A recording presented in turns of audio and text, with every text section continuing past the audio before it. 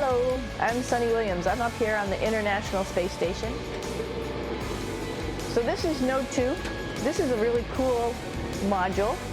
Of course, most of these modules you'll see they have 4 sides and they're put together. That way we could sort of work on a flat plane, either a wall, a floor, another wall, or the ceiling. But you know, again, all you have to do is turn yourself and your reference changes. The reason I'm bringing that up is because this is where 4 out of 6 of us sleep. And so people always ask about sleeping in space. Do you lie down? Are you in a bed? Not really, because it doesn't matter. You don't really have the sensation of lying down. You just sit in your sleeping bag.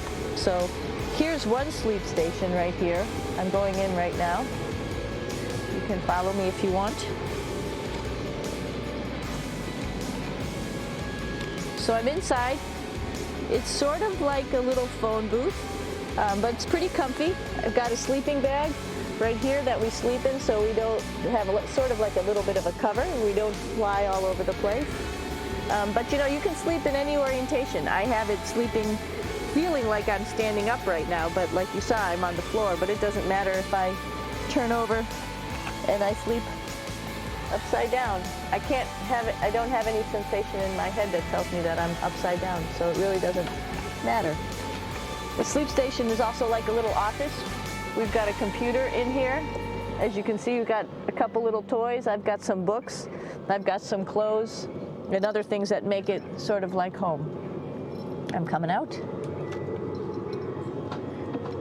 And just for reference, that's one sleep station. This one's another, right here. There's one on the ceiling, if you want to call it, right here. And then there's a 4th on the other wall over here. So all of us sleep in a little bit of a circle. All right, come on back. There's more to show you.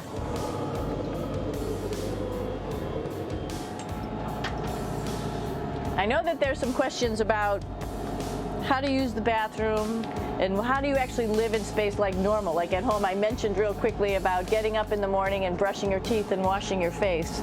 Well, how do you do that? Well, here is the bathroom, essentially. You get up in the morning and we have a little kit, and it has all the essential things that you need, like your toothbrush and toothpaste and brush. See how much better the brush makes my hair look? I'm just joking. It still stands up straight. It doesn't matter where you are. It's always going to stand up straight while you're up in space. A lot of people ask about toothbrush and toothpaste. So, luckily enough, toothpaste, you can do it upside right this way, is sticky, and so it sticks to your toothbrush. No problem.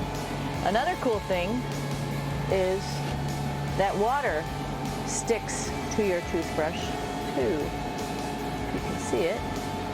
I'll have some water come out. And water is pretty neat up in space. It'll stick to your toothbrush and it will make a big bubble. And that's just by surface tension. And then you can drink it. So a lot of people ask about what do you do with the toothpaste after you brush your teeth.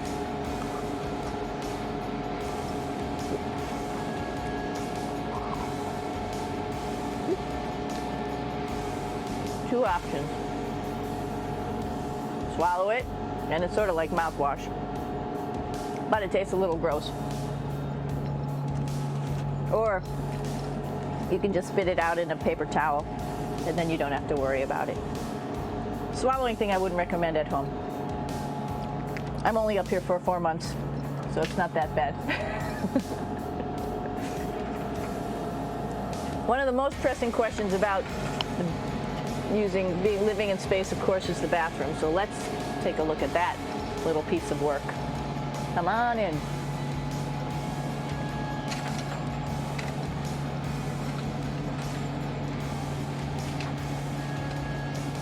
Here we are at the throne.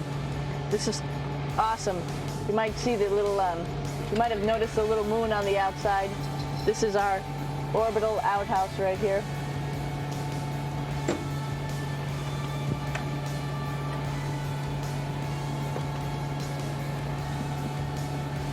And of course, it serves for two functions.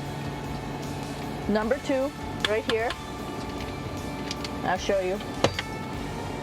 But you see it's pretty small, so you have to have pretty good aim, and you'll be ready to make sure things get let go the right direction. And it smells a little bit, so I'm closing it up. And that's, of course, for number two. And this guy right here is for number one. So they're sort of two slightly separate functions, but you can do a little, essentially both, by hanging on right here and doing number one and number two. I might add it's color coded, so you really don't get it mixed up, which is nice. This is yellows for number one. And also there's a selection of paper. People always ask about toilet paper. What do you do with toilet paper? What kind of toilet paper do you have? We have gloves, just because sometimes it does get messy. We have some Russian wipes, which are a little bit coarse if you like the coarse type of toilet paper. We have some nice tissues, which are nice and soft if you like soft toilet paper. We have Huggies, just for any cleanup. You know, we were all babies once, and this sort of helps. And then if things get really out of control, we have disinfectant wipes, just to make sure we clean up here. Because, you know, just like the water I showed you, the number one stuff can sort of go all over the place if you don't aim correctly.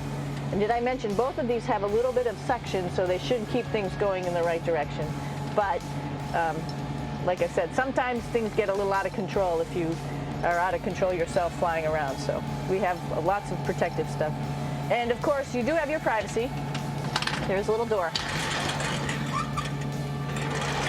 so other people know that you're in there. Here's a pretty cool place. This is sort of like in your house where everybody meets in the morning. After you wash your face, brush your teeth, you want to find something for breakfast. And this is our kitchen.